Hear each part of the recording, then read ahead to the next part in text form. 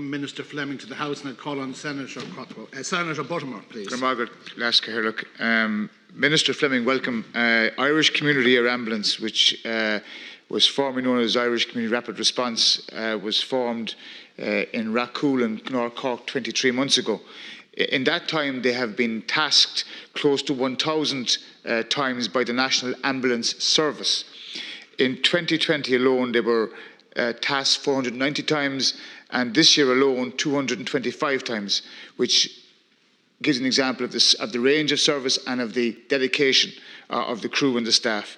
That represents a 20% increase, Minister, in their taskings, including an increase in the taskings to farm-related incidents. I'm aware that each task costs €3,500, which clearly represents value for money and saves many lives and ensures people are brought to treatment quickly.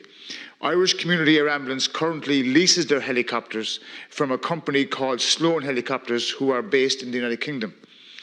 Irish Community Air Ambulance currently, in June of this year, Sloan is setting up a company set up to enable Sloan to continue operating in Ireland as a result of Brexit, which will operate under an Irish AOC and ICAA, and will then be leasing their helicopters from this new Irish company. As a result of this new arrangement, Irish Community Air Ambulance will be charged VAT on the repayments to Sloan Ireland. They're also currently paying VAT on the fuel used to power their HEMS aircraft. Now, I've been in contact with the Chief Executive, who has met with Oireachtas reps and has spoken to us individually, Michael Sheridan.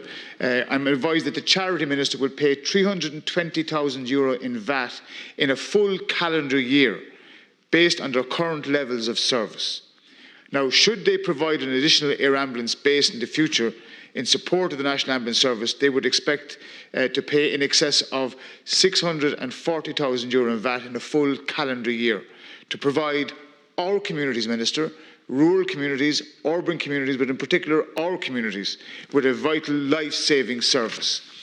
This will represent a significant cost for the charity, providing a vital service in the support of the National Ambulance Service, as it is only the partial VAT recovery due to its charitable status, as you know quite well.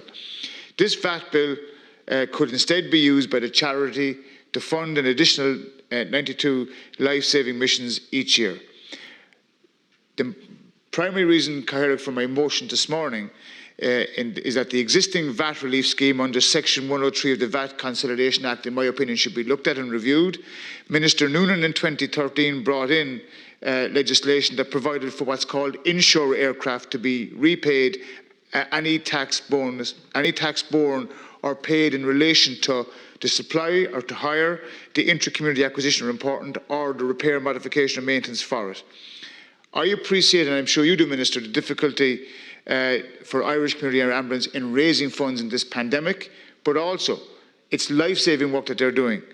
And the additional VAT costs will place an additional significant burden in terms of fundraising that would not appear to be an equitable outcome, given that an exemption is in place for sea rescue craft.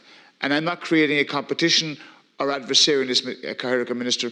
What I'm asking is that we would provide an equitable playing field to a charity that is providing huge service.